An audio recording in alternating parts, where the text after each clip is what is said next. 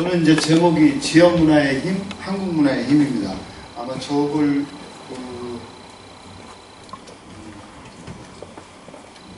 저 내용 보시고 대략 느껴지는 게 있죠? 우리 지역문화의 힘이 한국문화의 힘이다. 지극히 당연한 말인데 지극히 당연한 말을 어떻게 구현해 나가야 되느냐, 이게 제일 과제인 것 같아요. 그래서 우리는 지역에서 살고 있는데 그것이 어떻게 한국 문화의 힘이 될 수 있는가, 그 얘기를 좀 드리는 것이 제가 오늘 말씀드리고자 하는 주요 내용입니다. 전체 슬라이드로 하면 뭐 할 줄 몰라요.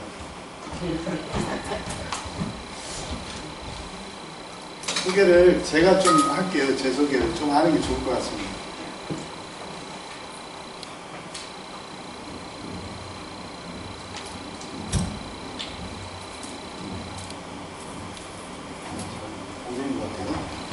알겠습니다.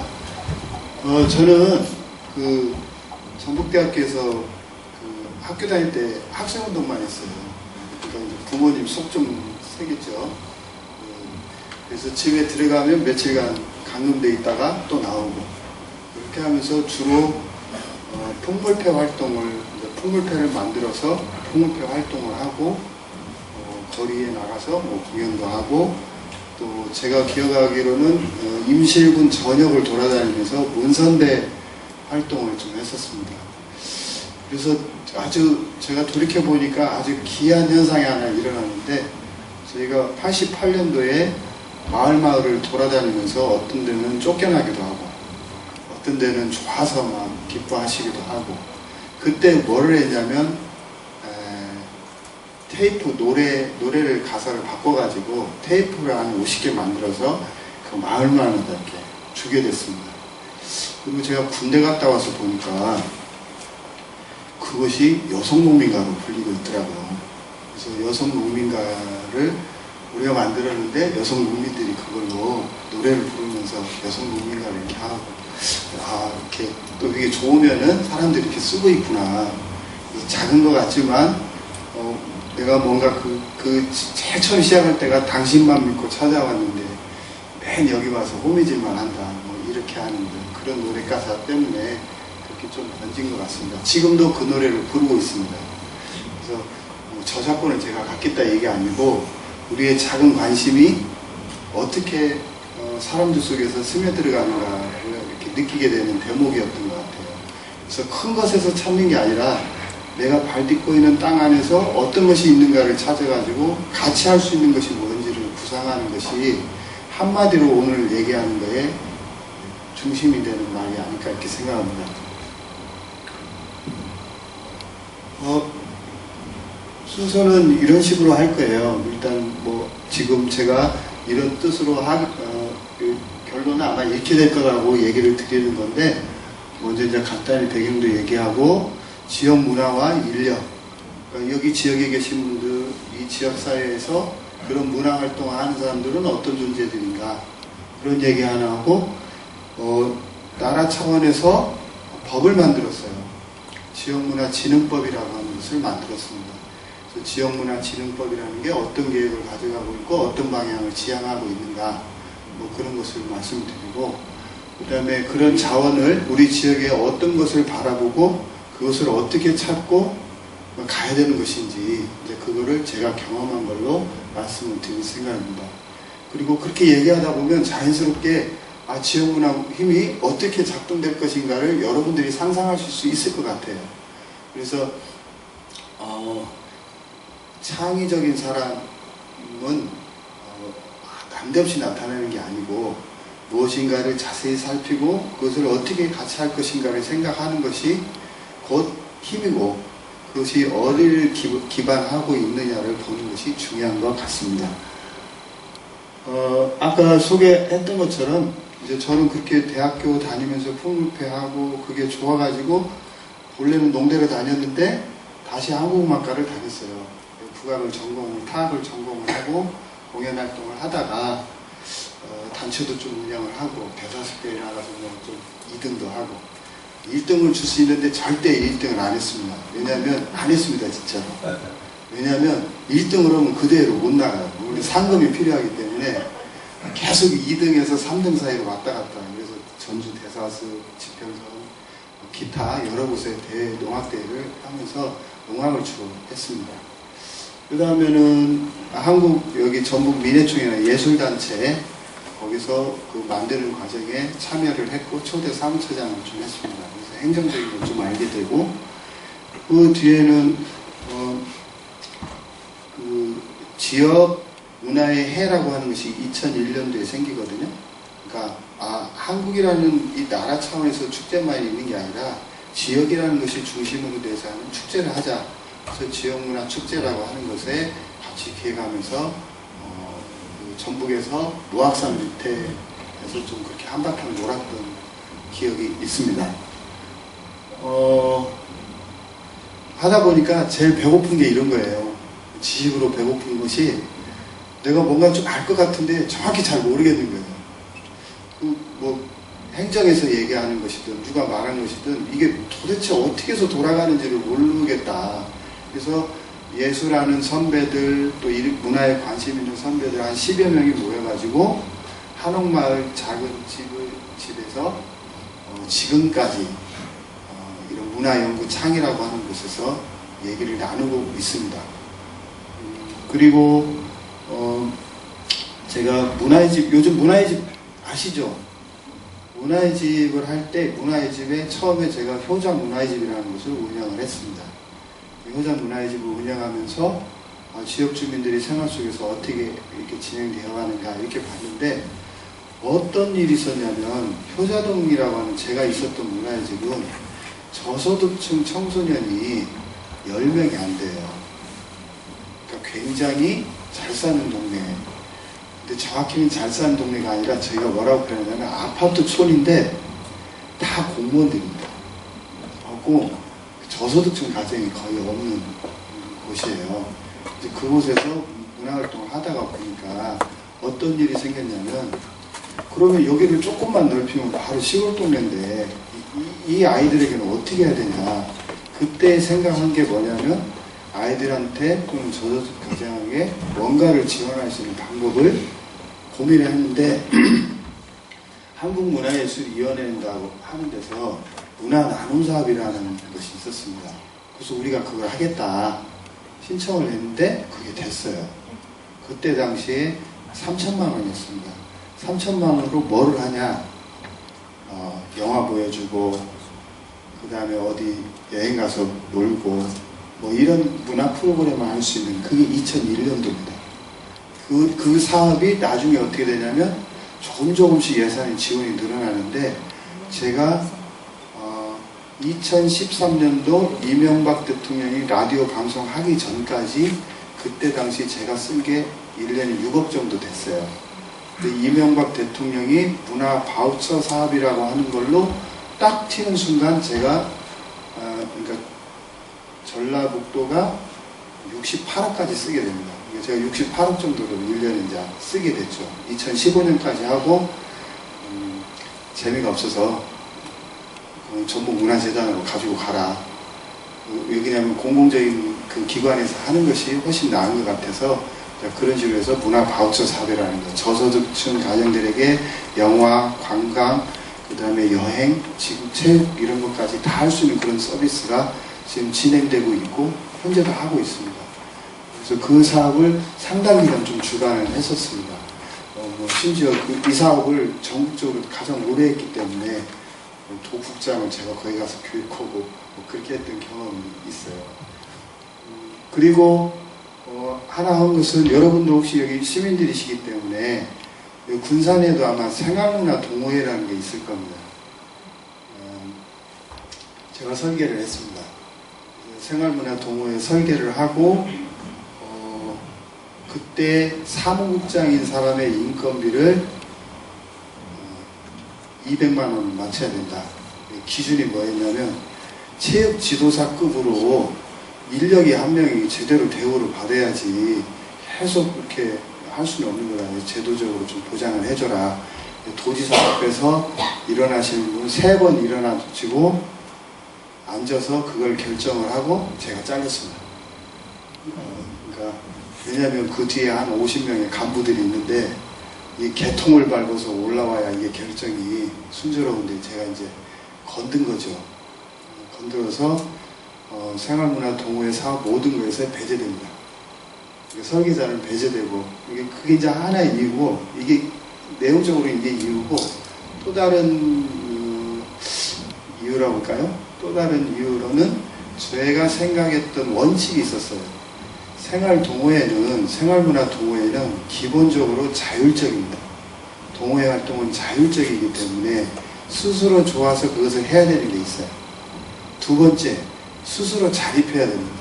내가 좋아서 하는 걸 남의 돈을 빌려서 하는 건 쉽게 말해서 반칙이에요.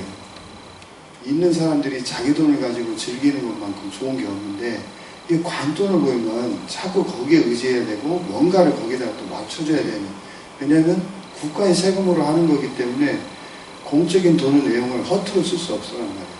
근데 우리가 공유하고 있는 그 어떤 문화활동이라고 한다면 서로 굳이 그런 말을 하지 않아도 서로 돈 내서 하게 되면 문제가 없는 거다. 그 세 번째가 뭐였냐면 공헌입니다. 사회적으로 공적인 돈을 받았다 하면 그 사회에 공헌할 수 있는 그런 것이 갖춰져야 되는데 만들고 나니까 어떤 일이 생겼냐면 생활문화 동호회가 또 다른 정치 세력이 되는 거예요.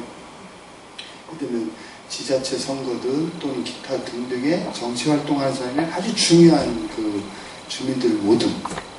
그래서 약간 이견이 생겼고 제가 설계하는 대로 되지 못해서 좀 그런 부분에서는 좀 배제가 됐습니다.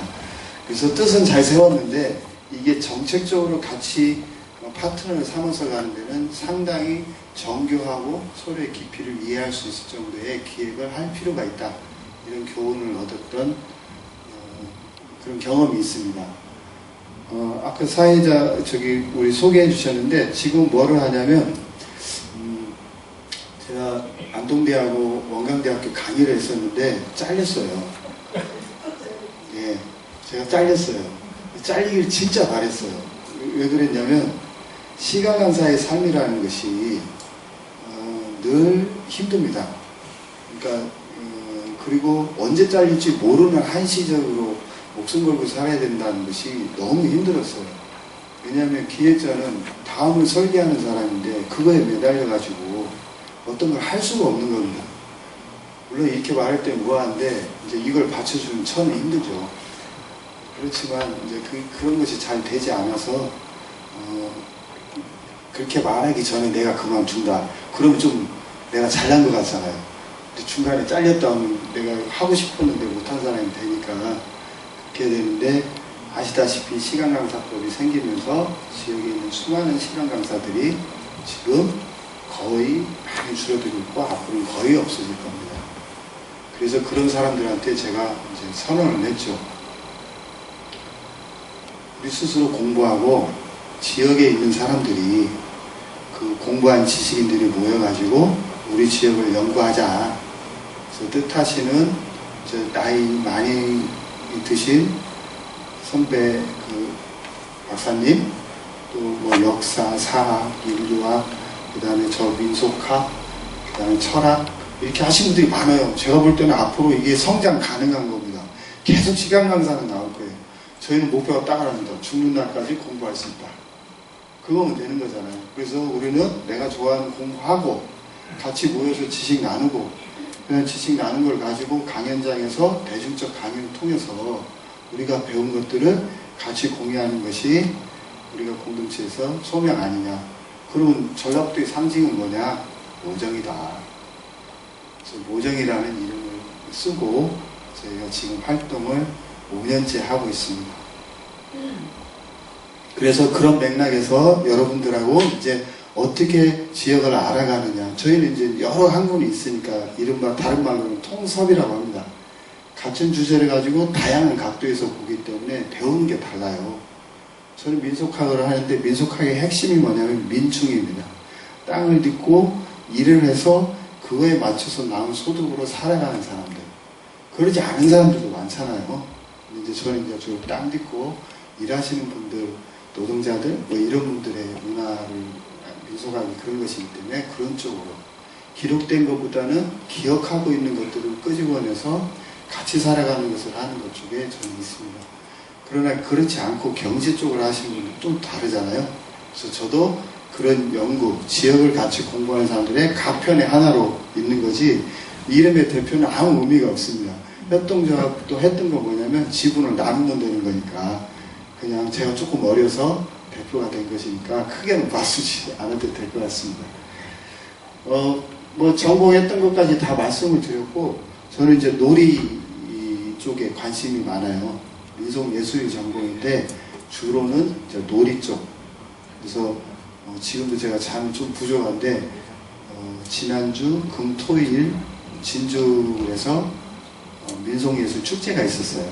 특히 이제 대학교에 탈춤에 관심 많으신 분들은 대학생 탈춤 한마당이라고 해서 길거리에서 그냥 한바탕 노는 그 축제가 있는데 그 3일간 열심히 보고 그렇게 왔더니 피곤합니다. 그래서 잘 노시려면 잘 노는 판에 가서 일단 기웃거리다가 살짝 끼다가 하다 보면 재미가 있을 것 같습니다. 지금 말씀드린 거 합치면 지역문화 힘에 대해서 우리 한번 생각해보자. 좀 이렇게 치맞춰보자. 뭐 이런 뜻입니다. 그렇게 어렵진 않죠? 요거는 이제 그 제도는 저만 아는 게 아니에요. 여러분들이 지금 스마트폰을 켜서 그냥 찾으면 저게 다 나오는 거예요.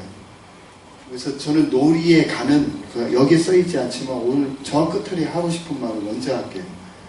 놀이는 정해져 있습니다. 제가 지금까지 배운 걸로는 관심이 있어야 돼요.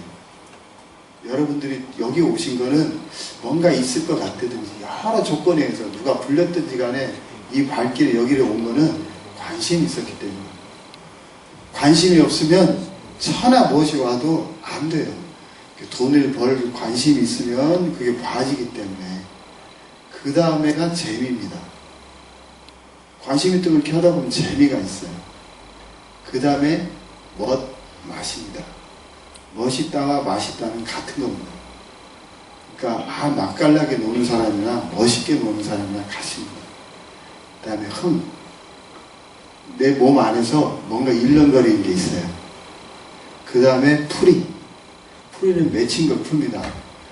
한바탕 뭔가 하고 놀았더니 뭔가 씻은 듯이 내려간 거 같은 게 있는 거예요. 한국 문화의 가장 핵심적 코드 중에 하나가 노래방이잖아요.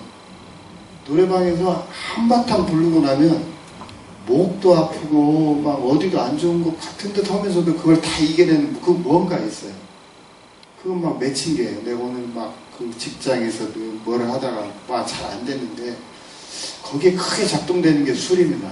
술이 붙어줘야 좀 내가 흐트러지는 것도 나 스스로에게 좀 허용도 하고 그래서 과하지 않으면서도 그렇게 하고 나면 뭔가가 풀립니다. 그 다음에 나온 것이 끝이 저는 신명이라고 생각합니다.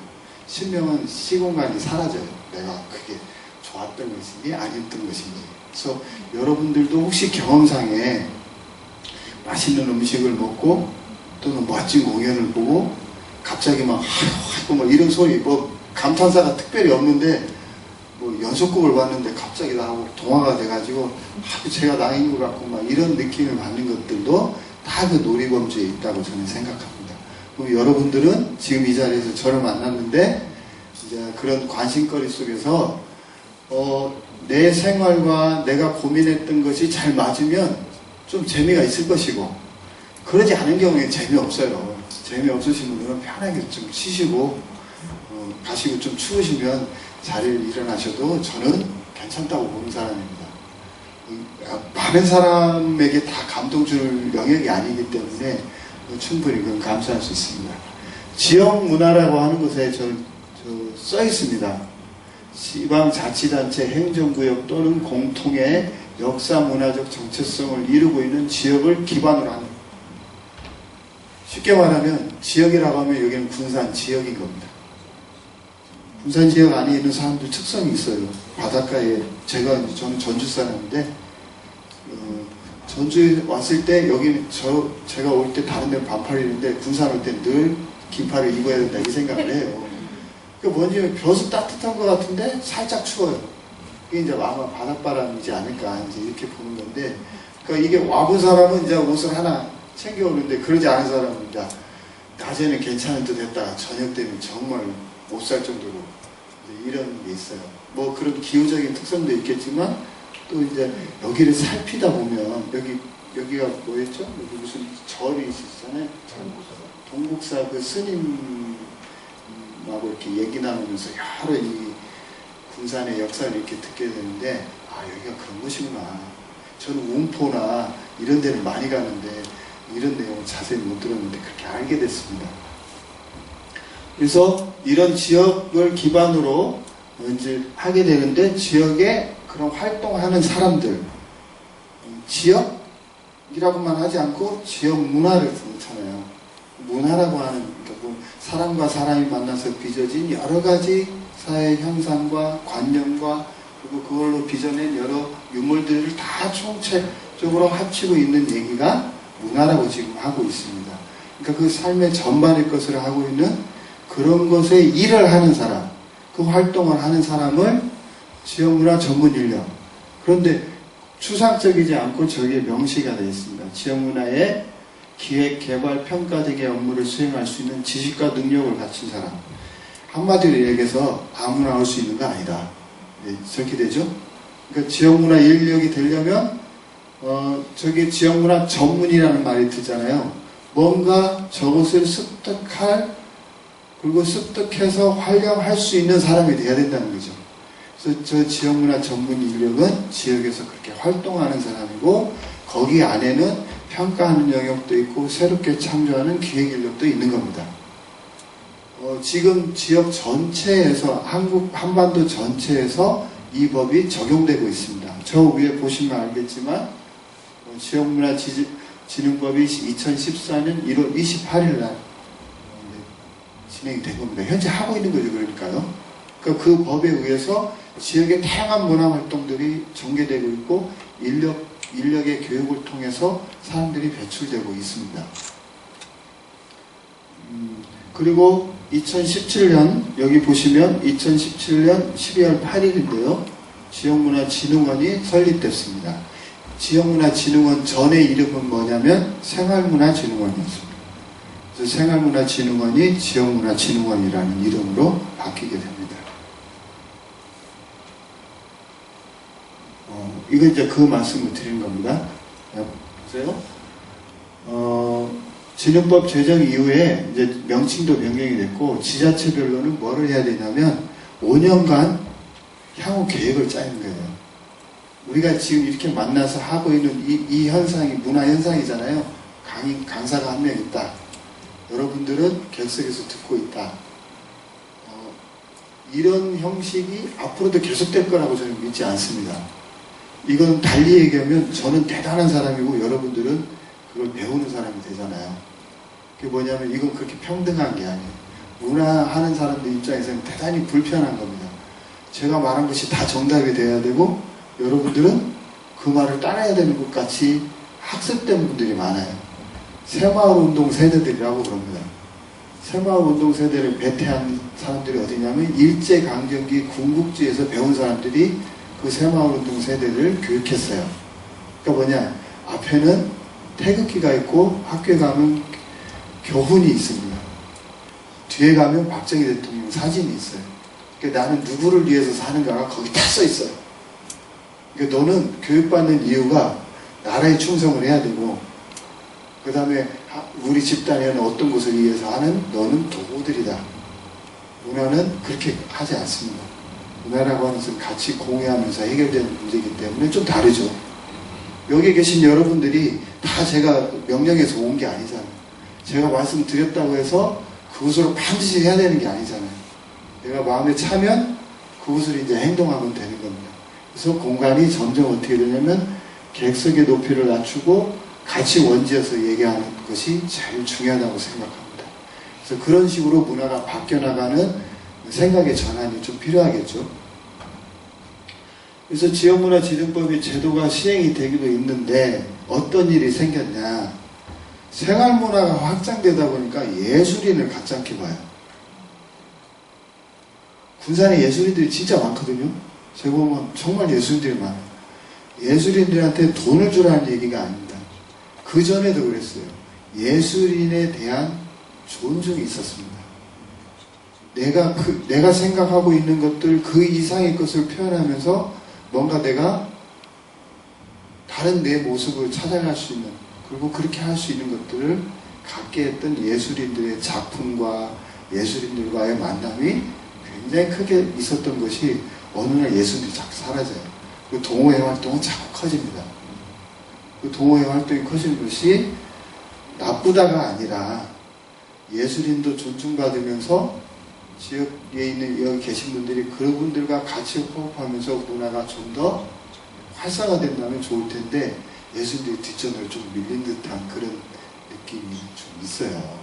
그래서 이것이 같이 가야 되는데 지금은 약간 어설프다. 법 적용하는 데 있어서도. 결정적으로 행정기관에 문화 담당 행정 공무원이 없어요. 행정하시는 요즘 군산시청 안에 문화를 전문적으로 하는 그런 사람이 없습니다. 김한주 도지사 선거 나올 때 제안을 한번 한 적이 있습니다. 문화행정직 뭐 이런 거. 그래서 법에도 없는데 이거 하나 만들어야 했더니 저 뒤에서 공무원 한 명이 손을 번쩍 들더라고요. 1972년도에 그 법은 있는데 쓰지 않을 뿐이다. 이렇게 대답을 들었던 기억이 지금 선합니다. 그러니까 문화 쪽은 왠지 조금 그런 것과 행정하고는 좀 먼 것 같이 인식하는 경향이 있습니다. 그러나 문화의 힘이 가장 크죠. 지금 여기 와 있는 이런 문화도 문화잖아요. 그래서 그런 것들이 이제 바라보는 시대가 됐다. 죽어라고 돈만 벌고 감춰놓고 이게 아니라 나도 좀 나답게 살고 싶다. 이런 게 많이 이제는 되어 있잖아요. 그런 것이 같이 갔으면 좋겠습니다. 그래서 예산도 어떻게 됐냐. 지역문화진흥법도 만들고 지역문화 전문인력이라고 하는 것도 얘기하고 있는데 예산은 크지가 않아요. 맨날 생활문화 쪽에 동호회 지원했던 돈 예산 몇 개 하고 몇 개만 합쳐서 현재 진행하고 있습니다. 그러니까 이름도 좋고 역사도 나름 가고 있는데 아직 갈 길은 좀 멀다. 아직은 초기 상태다. 이렇게 보고 있습니다. 그래서 제가 그냥 쓴 거예요. 큰 항아리를 2개를 놔야 되는데 큰 항아리에서 작은 항아리 2개에다가 이렇게 퍼서놓는 형국이다. 현재는 이제 그런 걸로 그냥 제가 볼 때는 그렇게 보였습니다. 문화 인력이 얼마 정도 되냐? 추산하게 한 3만 4천 명 정도 됩니다. 그렇게 안 될 것 같잖아요. 근데 뭐냐? 문화라고 하는 영역 안에서 수없이 많은 사람들이 인력이 있음에도 불구하고 그게 문화인이라고 보지 못하는 경우가 많습니다. 그러니까 예를 들어서 복지 쪽으로 그냥 쏠려 있다든가 가령 노인복지에 관해서 강의하시는 분도 있고 또 뭐 하시는 분들 많이 있잖아요. 이게 여기에 들어가 있지 않기도 하고 또 무슨 문화 콘텐츠 하는 회사 같은 데도 인력들이 있고 여러 가지도 있는데 그런 것들이 다 제외되어 있습니다. 그래서 좀 더 포괄적으로 볼 필요가 있다. 이런 뜻에서 말씀드렸습니다. 요거는 잘 안 보이시죠? 제가 봐도 안 보이네요. 안 보이니까 그냥 넘어가겠습니다. 인력들의 여러 가지가 있는데 여기 젊은 층들 좀 아실게요. 예술 강사, 문화예술 교육사, 문화복지 전문 인력, 막 이런 인력들이 많이 만들어졌어요. 이런 데에 막 참여하시는 분들이 있습니다. 생활문화 동호회 사무국장들을 제가 뽑았는데 이 사람들이 들어올 때는 뭐라고 하냐면 문화복지사라는 이름으로 될 거다 하고 신청을 넣은 거예요. 근데 그 제도가 그렇게 가지는 못했습니다. 그러니까 거기까지는 못했는데 아주 다양하게 문화 인력들이 이렇게 형성되어 있다는 것으로 이해하시고 넘어가겠습니다. 이게 이제 제가 2015년도에 발표했던 자료의 첫 표지인데요. 5년 동안 계획하려면 계획안 시행안을 내야 되고 예산을 편성해야 됩니다. 그리고 5년 뒤에는 잘했는가 못했는가 평가를 하게 되어 있는데 2015년이면 20년 다가오잖아요. 근데 아직까지 한 적이 없습니다. 왜냐하면 돈이 공식적으로 내려가지 않았기 때문에 평가할 게 없는 거예요. 누가 그렇게 하고 싶겠습니까? 지역을 위해서 이렇게 좋은 일을 하는데 누가 이걸 돈을 안 내려주겠습니까? 나라에서는 주기가 싫어요. 나라는 중앙정부는 중앙정부가 관리하고 싶죠. 지방 분권에 가장 싫은 사람은 중앙정부에 있는 사람들일 거 아니에요. 큰 돈을 만지고 그걸로 물길을 내서 줄을 세우고 이러는데 지역이 자꾸 커지면 커질수록 국가의 힘이라는 게 온갖 것을 다 작동했던 것에 권한이 약화되는 겁니다. 그래서 그 은어라고 할까요? 일반적 상식으로 쓰는 말이 뭐냐면 제도 있으면 돈이 있는 겁니다. 제도를 만들었으면 돈을 붙여줘야 되는데 돈을 안 붙여줘요. 그러니까 인력은 만들어지는데 교육까지 다 했는데 인건비를 주는 게 없어요. 이거 어떻게 됩니까? 뭔가 나는 이 자격증을 받아서 어디 가서 활동하고 시설에서 그 인건비를 받아야 되는데 그것이 안정적으로 아직 보장되어 있지 못합니다. 분명한 것은 앞으로 그렇게 갈 거라는 것은 분명한 사실입니다. 여기 지난 몇 달 전인가요? 여기 이 자리에 왔을 때 문화예술위원이 말씀하신 게 있어요. 뒤에는 다시 말씀드리지만 결국은 해결이 될 겁니다. 예산도 내려오고 지방자치제도가 더 안착되면서 여러 가지 문화활동이 지역 안에서 이루어지게 될 겁니다.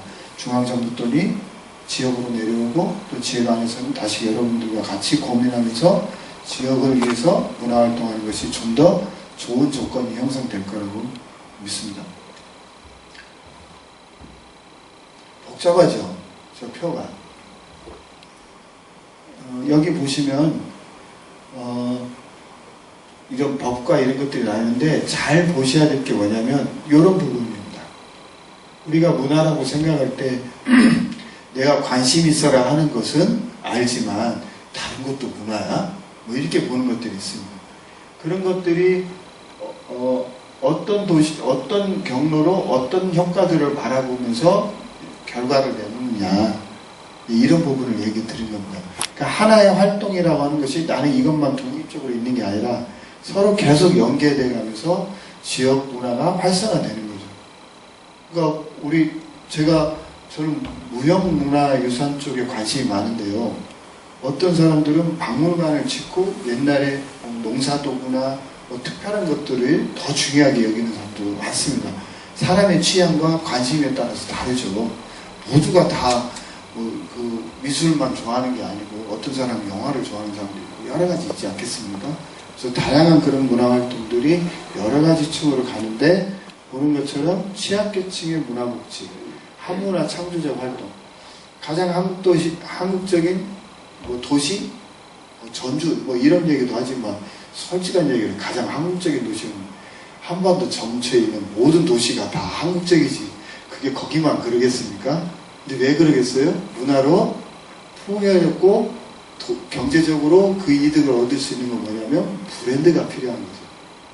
아 전주하면 한옥 뭐 하면 그 한옥 때문에 가는 관광 수익은 필요로 하는 거잖아요.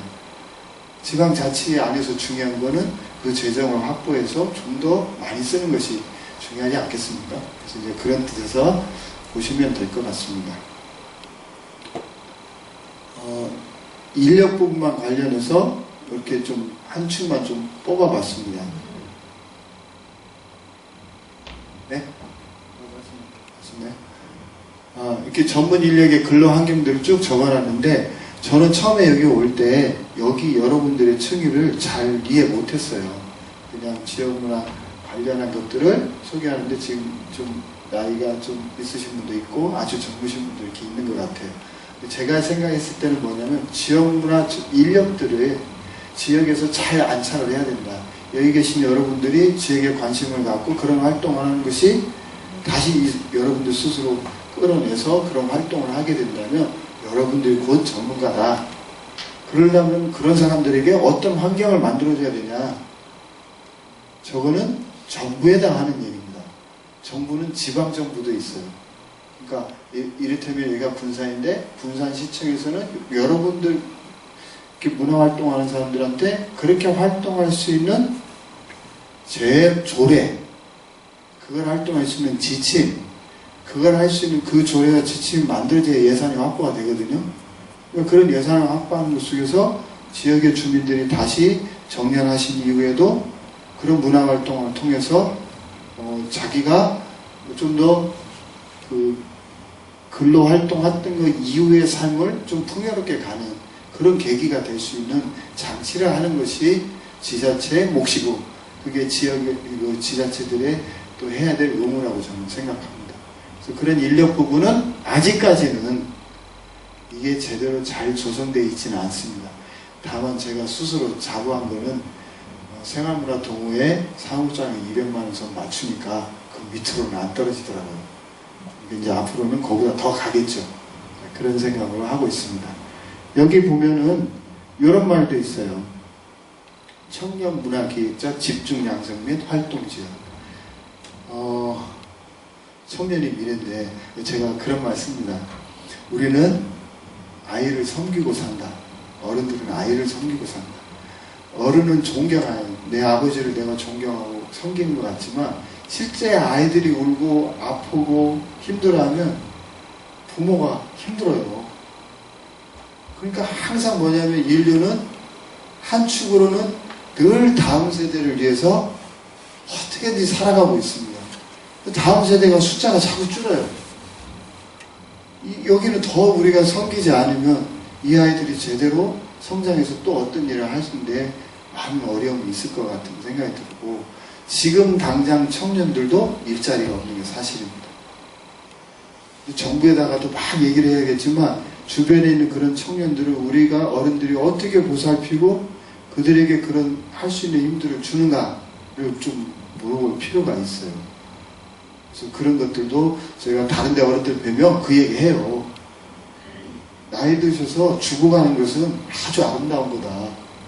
줄 아는 사람이 어른 아니냐. 그런 얘기를 하곤 합니다.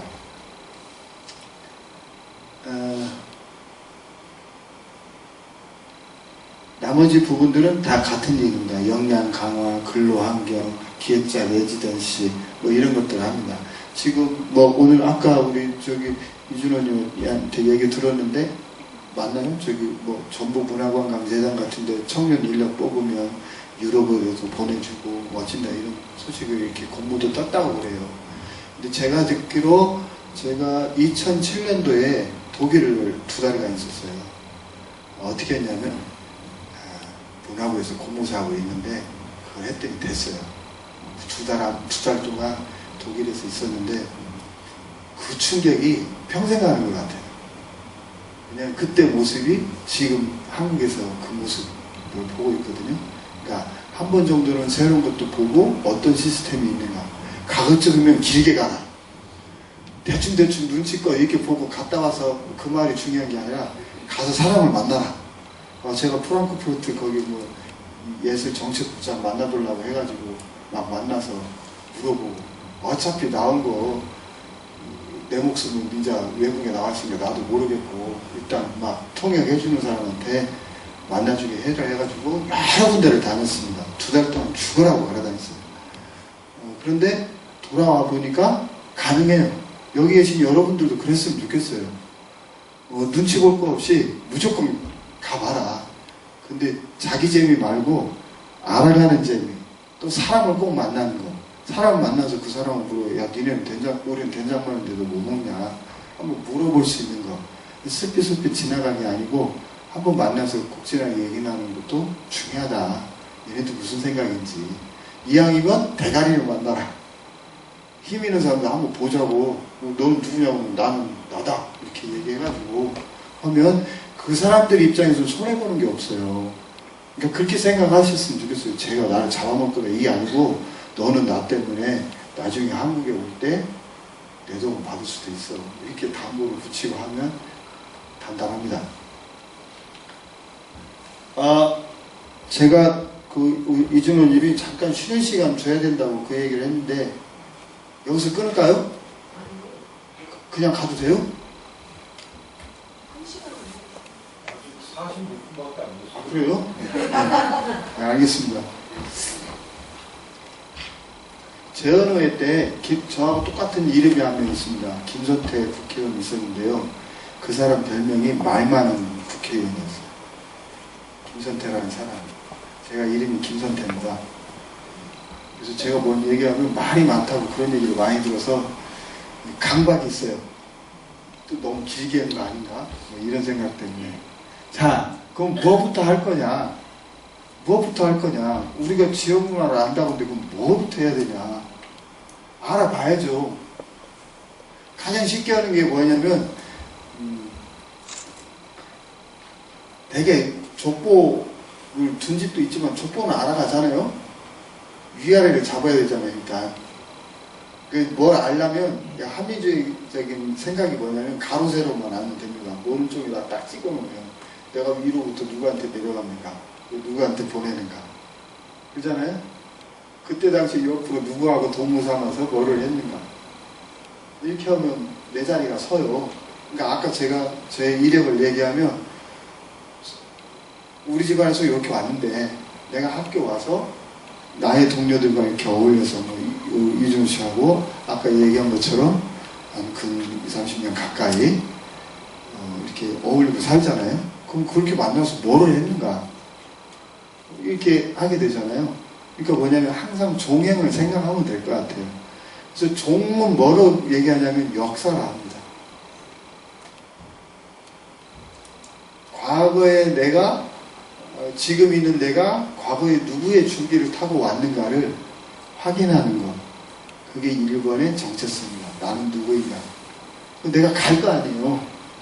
내가 가는 것은 내가 지향하고 있는 바를 스스로 밝혀야 됩니다. 그게 기획의 1번이라고 저는 생각해요. 내가 하는 것이 역사적 산물이라고 하는 믿음을 갖는 것. 왜? 내가 하니까. 남이 하는 걸 따라가는 게 아니라 지금 제가 말씀드린 요지의 핵심은 뭐냐면 저는 지금 기획자를 얘기합니다. 무엇인가를 새롭게 변화시키고 그 변화시키는 이유가 분명한 사람과 그냥 했는데 되더라. 이거보다는 내가 그런 어떤 생각을 가지고 그걸 위해서 달려가는데 누구와 했는가, 누구를 보고 했는가 이런 것들을 스스로 자기의식을 갖는 것. 누가 시키기보다는. 그래서 제가 아까 말씀드린 그 얘기가 지금입니다. 그래서 현지에 기반하는 것. 내가 살고 있는 것을 알지 못하는데 어떻게 다른 데 가서 뭐를 압니까? 그러니까 한국 사람들은요, 인류 미래에 대해서 진짜 잘 알아요. 외국 가도 다 알아요. 근데 어떤 분들 그나마 나은 분들이 있어요. 제가 요즘 봉동을 3년째 다니는데요. 봉동 교가를 아는 사람과 모르는 사람 이렇게 딱 나눠져요. 봉동 국민학교 교가를 아는 사람과 그러지 않은 사람. 국민학교 때가 굉장히 소중해서 국민학교만 나와도 진짜 배운 것이 됐다고 해서 그 자부심으로 살아가는 거기가 100년이 넘었거든요. 봉동민학교가. 거기서 사는 것을 다 뭘로 하냐? 교가 하나로 얘기가 통하는 사람과 아닌 사람. 네. 7살이 많은 사람들과 학교를 다녔지만 같은 동창으로 이렇게 하면서 같이 앉으면 그 얘기를 해. 근데 이런 공동체가 있으면 바깥에 있는 사람 잘 못 끼어드는데 저는 끼어듭니다. 3년째 다니니까 와서 우리 얘기 좀 들으라고. 그래서 어제 이렇게 같이 얘기 듣고 하는데 여러 가지 얘기를 이렇게 듣게 됩니다. 그래서 먼저 현지를 아는 거. 현지를 어떻게 알아가느냐. 무작정 사람 만나는 방법도 있고요. 그 전에 요즘은 인터넷이 너무 좋기 때문에 여기가 어떤 곳인가를 한번 알아보는 방법이 있습니다. 잘 알고 가지 않으면 관심거리가 비껴나는 경우가 많아요. 여기 갔는데 엉겹결에 만나니까 나는 엉덩이 뭐를 알려고 했는데 저 사람 얘기해주면 자기 아는 것만 말을 하거든요. 나머지는 잘 모르는 거는 스쩍스쩍 지나가요. 왜냐하면 인간은 오로지 자기 중심적이기 때문에 자기 할 얘기만 하거든요. 그러니까 자기가 잘 아는 거, 자랑 삼을 걸 먼저 얘기를 합니다. 그러다 보니까 내가 알고 있는 것 정도에 따라서 상대방이 반응을 해요. 여기 계신 여러분들이 제가 잘 모르기 때문에 지금 제가 하고 싶은 얘기만 쭉 하는 거지 실제 여러분들 속마음은 다를 게 많을 겁니다. 나는 오늘 이걸 들으려고 한 게 아닌데 이렇게 생각하시는 분들 많을 수 있어요. 그렇듯이 가서 미리 일단은 사전에 뭔가를 알아보는 게 필요하다. 저는 나는 공부했다고 제일 먼저 하는 게 뭐냐면 논문을 찾습니다. 여기에 대해서 이렇게 정리해 놓은 것들. 근데 지금 그런 것도 다 풀렸어요. 저희가 몇 년 전에 예견했던 게 있습니다. 앞으로는 하버드대나 스탠퍼드 이런 대학교가 다 제공할 거예요. 다 제공할 거예요. 언어도 이제 문제가 없습니다. 지금 몇 가지 이렇게 바꾸는 걸로 하지만 이른바 사피엔스 다문화입니다. 지구가 다 하나가 돼버려요. 그래서 그냥 같은 인류라고 하는 종족으로 가게 되는 그 경로에 서 있어요. 그러니까 제국의 시대가 마치 스타워즈처럼 이제 그렇게 되는 거죠. 어느 문제는 반드시 해결되죠. 뭐 때문에 됩니까? 돈 벌고자 하는 여러 사람들이 죽어라고 만들어내는 거예요. 경제 효과가 있잖아요. 근데 어쨌든 이전에 인터넷을 하면 네이버에 뭐 전문 무슨 지식 뭐 이런 거 오면 한국이 굉장히 힘이 센 게 뭐냐면 다 글을 안다는 거예요. 글을 모르는 분이 거의 없어요. 아무 데나 가도 주민센터를 가도 어디 가도 다 컴퓨터가 있습니다.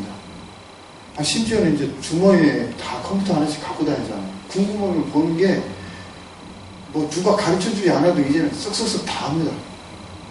그 집에 가면 제가 꼰대예요, 꼰대. 집에서. 우리 딸이 부르는 게 꼰대입니다. 따라서 그 아들내미도 밑에도 꼰대라고 불러요. 뭘 이거 할 줄을 몰라가지고 당연히 할 줄 아는 걸 할 줄 알았는데 박사는 그런 것도 뭐냐 하면 그때마다 억울할 때가 많습니다. 나는 그걸로 박사가 아닌데. 근데 그런 것처럼 이제 정보는 차고 넘친다. 내가 검색어를 뭐를 넣느냐 그게 중요합니다. 검색어를 뭐를 넣느냐를 빨리 생각해내고 그걸 가지고 정의를 자기 정리를 하는 거. 여기 제가 여기서 스마트폰 뭐 핸드폰 뭐 이런 거 교육하지 않잖아요. 그냥 이건 문화로 번져버렸습니다. 옆 사람 몇 번 보면 바로 돼요. 그러니까 그건 문화라고 말하지 않을 정도입니다. 1차는 관심을 갖고 거기에 관련한 것들을 모아봐라. 하나만 보고 아는 채가 아니라 여러 가지를 보고. 지금은 그것도 제가 지금 보니까 유튜브로 다 흘렀어요. 유튜브에 이제 다 있는 거예요. 어지간한 사람 다 유튜브로 넘어가는 것 같아요. 이제 그런 정도로. 왜? 그렇게 많이 해서 많이 보면 돈을 버니까 이제 그쪽으로 이렇게 몰려서 가죠. 그래서 그렇게 하나가 있고, 두 번째는 저 뒤에 나중에 사진을 보여드리는데, 올 때도 통화하는, 저하고 하루에 10통도 넘게 통화하는 한 명이 있습니다. 이름이 이민철이라는 분인데, 주유소 사장님이세요. 주유소 사장님인데 뭐냐, 지역에 자기가 거기 10대째 내려오는 사람이에요. 10대째 내려오는 사람인데 자기는 뭐가 제일 중요하냐면 내가 이영남 장군의 후손인데 여기는 거 이렇게 알고 싶은 거예요. 그러니까 이제 제가 이렇게 다니면 아이고 박사님이요. 대학교 다닐 때 또 선배기도 하니까 저한테 제가 후배되는데 이것은 어떻게 되는 거야? 아유 형님 난 민속학이라니까 나한테 막 무슨 역사를 물어보면 나 한자도 잘 모르는데 그럼 다른 사람 내가 소개해줄게 이렇게 합니다. 그럼 그 사람한테 소개를 받은 사람하고 통화를 해요. 나중에 저 뒤에 이제 지도를 보이게 될 텐데 한국사의 학자들도 못한 결과물을 내놓습니다. 그게 뭐냐, 1914년도치 봉동지역 전체 물길을 잡아요. 지금 있는 100년 전에 물길을 본인이 아들내미하고 둘이 종이에 일일이 붙여서 지도를 하나 만들어버립니다.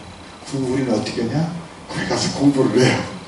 그걸 거꾸로 뭐 철학 박사든 뭔 박사든 다 해체돼 버렸어요. 지금도 돌아다니면서 저 올 때까지도 전화를 저한테 하는 거예요. 우물에 몇 cm가 됐는데 이게 어떻게 되냐고. 내가 무슨 과학자도 아닌데 우물이 밀수고 하는 사람들 물 뜨는 두레박은 내가 알아도 거기가 몇 미터 들어가는 걸 내가 어떻게 합니까? 너는 박사잖아. 이제 이것만 하는데 이럴 때가 참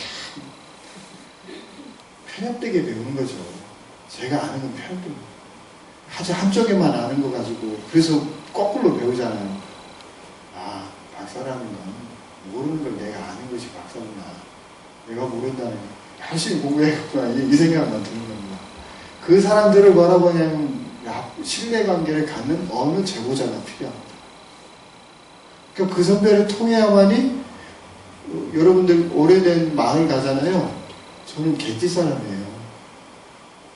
묻도 않습니다. 어디서 안 가요. 제가 지금 살고 있는 집이 17년째 사는데 드디어 마을 사람이 됐어요. 그 사인이 있습니다. 그게 뭐냐? 처가 부녀회로 들어가는 거예요. 부녀회장이 와서 5,000원 회비인데 그거 내고 와라. 이건 그 마을에서 집성촌인데 너도 끼워줄게가 되는 겁니다. 공동체가 아름다운 것 같지만 배타적인 것도 있거든요. 그러니까 그런 거 안에서 17년 만에 이제 끼어들게 되고, 제가 동네에서는 천하의 박사는 거기 동네 가면 제가 김주사입니다. 80 어르신이 처음에 시작할 때 김주사가 돼가지고 그때부터 저는 그냥 동네에서는 김주사예요. 뭐 박사 어찌고 이거 아무 상관없고 김주사가 오면 예하고 이제 가야 되는 그런 거죠. 근데 그 마을 제가 공동에 갔을 때 어느 마을 갈 때 붙여주지 않지만 이 사람하고 가면 다 해결이 돼요. 겨울철에도 보일러 기름 넣어주는 사람 누굽니까?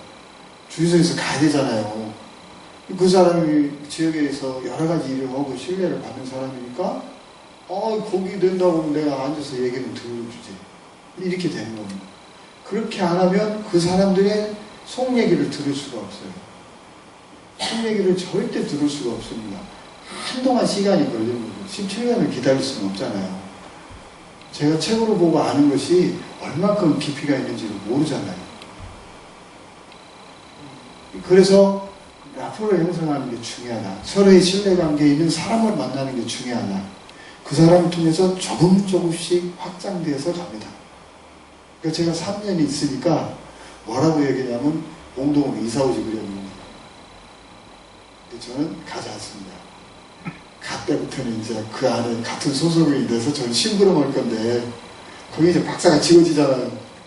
어이로 이제 바뀌니까 근데 몸일은 영 자신이 없어서 적당히 저는 이 정도 공부하는 사람으로 있는 게 낫겠다 싶은데, 그런 표현 하는 거면 여기도 같을 것 같아요. 여기 오신 분들 중에는 그냥 내가 아주 지근거리에서 이 사람 어떤 사람 나하고 또 친한데 이 사람한테 내가 소개해도 되겠다 이런 마음이 생기는 사람이 있고, 그러지 않다 이런 게 있잖아요. 그런 것처럼 현지에 있는 사람과 이렇게 연결되는 것이 대단히 중요합니다. 그분을 통해서 다른 사람을 만나요. 문화활동을 해야 되는데 사람을 만나야 되는데 저는 저 문화 전문 인력인데 저 기획자인데 이쪽 좀 와보세요. 예 하고 하는 거야. 네가 뭔데?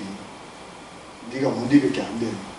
네가 나를 얼마나 안다고 네가 오라 가라 하냐 이렇게 되는 겁니다. 그렇기 때문에 그런 형성이 대단히 중요하다. 그 다음에 문화가 이제 뭐라고 하냐면 보편적인 게 있고 특수한 게 있습니다. 이게 같이 갑니다. 예를 들자면 여기다는 표시를 안 했는데 우리 방패연이 있죠. 방패연 다 아시죠? 방패연이 밑에 이렇게 조그맣게 이렇게 달려있어요. 꼬리가 있잖아요. 어떤 경우는 가운데 길게 달고. 이걸 우리는 방패연이라고 부르잖아요. 봉동 사람들은 방패연이라고 안 불러요. 같게 생겼는데 동갱이 부릅니다. 동갱이. 혹시 들어보셨나요? 동갱이?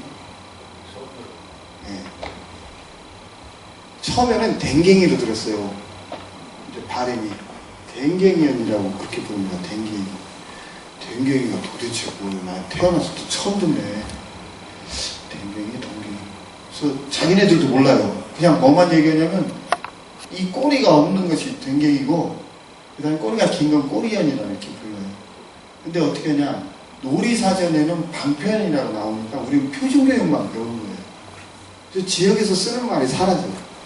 명칭이. 찾아봤더니 이렇게 해서 나중에 한번 여러분들 그냥 해보세요. 이 어플 깔아주십니다. 국립국어원 표준국어 대사전. 글 쓸 때 그것만 보고 하시면 됩니다. 그리고 누구한테 문학 공부하기 이전에 국립국어원에서는 표준국어 대사전이 그냥 제공이 돼요. 다시 또 인터넷으로 알아보면 나옵니다. 동갱이나 댕갱이나 안 나오도 자꾸 찾다 보면 비슷한 게 나오는데 딱 잡혔어요. 경주에 있는 개 이름입니다. 개 중에 어떻게 했냐, 그 개 꼬리가 요만큼만 남았어요. 길지가 않고 딱 요만큼, 영락없이 방패연 그 꼬리 그만큼만 되는 거예요. 그 다음에 우리가 가오리연 있잖아요. 그 가오리연하고 이 사람들은 구분을 해요. 수리미가 있고 가오리연이 있습니다. 수림이 있잖아요. 오징어가 수림이에요. 이게 오징어 같이 생긴 거는 오징어연이라는 건 수림이고, 가오리 같이 생긴 건 가오리 같이 동그래야 돼요. 그래서 다 우리 속에 머리는 뭐냐면 표준 교육으로 설정되어 있는 게 있습니다. 지역이 얼마나 다양하게 부르고 있고, 그걸 어떻게 표현하고 있고 하는지는 아무 관심이 없으니까 내 것은 모르고 나라에서 말하는 건 아는 거예요. 왜? 시험 볼 때 그렇게 보니까 이것을 무엇이라 부르는가? 방패연. 우리 그것만 배웠지 방패연 다음에 무슨 말을 모르잖아요. 그러니까 뭐냐? 이 지역에 살면서도 이 지역의 내용을 모르는 거예요. 여기가 군산입니다. 군산 수산물 시장에 수없이 많은 도구들이 있을 거예요. 뭐 찍어서 올리는 것도 있을 것이고, 뭐 가판에 있는 그 이름들이 있을 거잖아요. 일하시는 분은 알아요. 근데 이것이 소중하다고 생각하는 것과 아닌 것이 차이입니다. 똑같은 모양을 가지고 부르는 게 다르죠. 그러면 어떻게 되냐? 봉동 사람들끼리 통하니까 굉장히 이렇게 하면은 어디서 왔냐고 묻죠. 당신 어디 사람이요? 이렇게 물어보면 그때부터 어떻게 되냐? 친해지죠. 근데 거꾸로 제가 오늘 이렇게 알았어요. 된갱이 형 그거 잘 어떻게 만들어져요? 그러면 쓱 저를 보는 겁니다. 네가 그것도 알아? 얘기가 통하게 되는 거죠. 그걸 알고 얘기를 나눌 수 있는 것과 아닌 것들, 이런 것들이 제법 많습니다. 거기 공동으로 유명한 게 생강입니다. 생강을 부르는 용어가 11가지예요. 우리는 생강만 알아요. 그죠? 근데 가만히 생각해보면 평강 있잖아요. 그러니까 하나를 가지고 그렇게 많은 이름을 가지는 것은 이것이 대단히 활성화되어 있다는 거예요. 본래 이름은 강일 뿐입니다. 강. 근데 생물로 있으면 생강, 말라 있으면 건강, 병들었으면 병강, 뭐 이렇게 가는 거죠. 네, 그거 하나하나마다 쓰임이 있기 때문에 가능한 겁니다. 그러면 지역을 아는 사람과 모르는 사람이 어떻게 되겠습니까? 전혀 모르고 간 사람이 생각이 어떻게 돼요? 이렇게 얘기하면 저거는 얘기해주고 그 다음부터는 이걸 닫아요. 그가 알고 묻지 않으니까 내가 대답해 줘야 될 이유는 하나도 없잖아요. 근데 그 옆에 내가 친한 어느 선배가 병강이는 왜 그건 얘기 안 해줘요? 이렇게 얘기하면 이제 또 한마디 해주는 거예요. 그럼 지역을 알아가는 방법이 어떤 게 좋겠습니까? 라포도 형성하고 서로 신뢰관계를 갖고 지역에 있는 사람들이 무슨 말을 쓰는지를 주의 깊게 듣고 언어에서 모든 게 지금 결정